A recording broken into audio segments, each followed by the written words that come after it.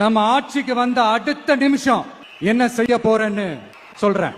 Number 1, தமிழ்நாட்டில் இருக்கிற எல்லா குடும்பங்களுக்கும் உறுதுணையா இருக்கத்தான் நாம் அரசியலுக்கே வந்தோம். அந்த எண்ணத்தோட வெளிப்பாடு தான் நம்மளோட ஒவ்வொரு குடும்பத்திற்குமான உத்தரவாதம். 200 யூனிட் கட்டணமில்லா மின்சாரம்.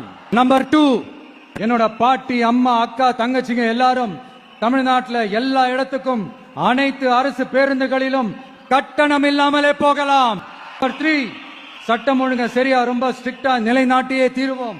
அதோட வெளிப்பாடா பெண்கள் பாதுகாப்புக்கான மிக கடுமையான சிறப்பு சட்டம் கொண்டு வரப்படும். இது மட்டும் இல்ல, நம்ம இளைஞர்களோட பாதுகாப்புக்காக போதைப் பொருள் தடுப்பு மற்றும் ஒழிப்புக்கான சிறப்பு சட்டம் கொண்டு வரப்படும்.